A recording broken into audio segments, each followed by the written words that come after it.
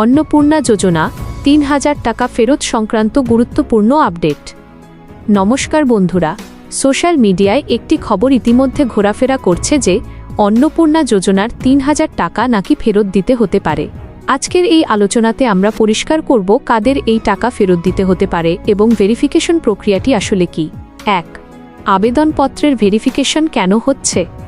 বর্তমানে অন্নপূর্ণা যোজনার সমস্ত আবেদনপত্র যাচাই করা হচ্ছে। সরকারি দপ্তর আবেদনকারীর দেওয়া তথ্য সরকারি রেকর্ডের সঙ্গে মিলিয়ে দেখছে। অনেক জায়গায় বাড়ি বাড়ি গিয়েও নথি যাচাইয়ের কাজ চলছে। এর মূল উদ্দেশ্য হল প্রকৃত যোগ্য ব্যক্তিরাই যেন এই ৩,০০০ টাকা পান। কেউ ভুল বা গোপন তথ্য দিয়ে যেন সুবিধা নিতে না পারেন। অযোগ্য ব্যক্তিদের আবেদন বাতিল করা। ২. কোন কোন তথ্য যাচাই করা হচ্ছে?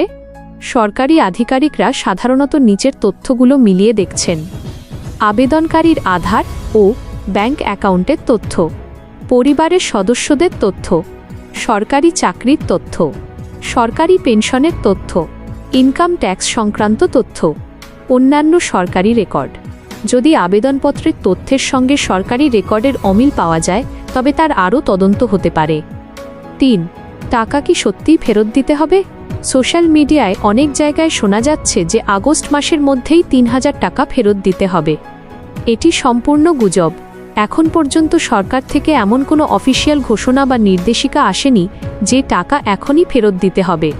মনে রাখবেন, অন্নপূর্ণা যোজনার ফর্ম ফিল আপ চলবে ৩০শে আগস্ট পর্যন্ত, তাই আগস্ট মাসে টাকা ফেরত দেওয়ার কোনো প্রশ্নই নেই। যদি টাকা ফেরত দেওয়ার কোনো সরকারি নিয়ম বা প্রক্রিয়া শুরু হয় তা আগস্ট মাসের পরেই হবে। ৪. কাদের টাকা ফেরত দিতে হতে পারে? যদি নিচের ক্যাটাগরির মধ্যে আপনি বা আপনার পরিবারের কেউ পড়েন এবং তথ্য গোপন করে টাকা নিয়ে থাকেন, তবে ভবিষ্যতে টাকা ফেরত দিতে হতে পারে। আবেদনকারী বা তার পরিবারের কোনো সদস্য সরকারি চাকরি করেন, সরকারি পেনশন পান, ইনকাম ট্যাক্স দেন।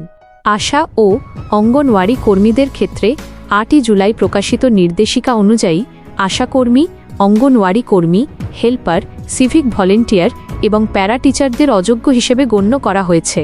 যদি এই শ্রেণীর কেউ ইতিমধ্যে টাকা পেয়ে থাকেন এবং যাচাইয়ের পর অযোগ্য প্রমাণিত হন, তবে তাদের ক্ষেত্রেও টাকা ফেরতের বিষয়টি সামনে আসতে পারে। ৫. যাদের ডকুমেন্ট সঠিক তাদের কি চিন্তার কারণ আছে?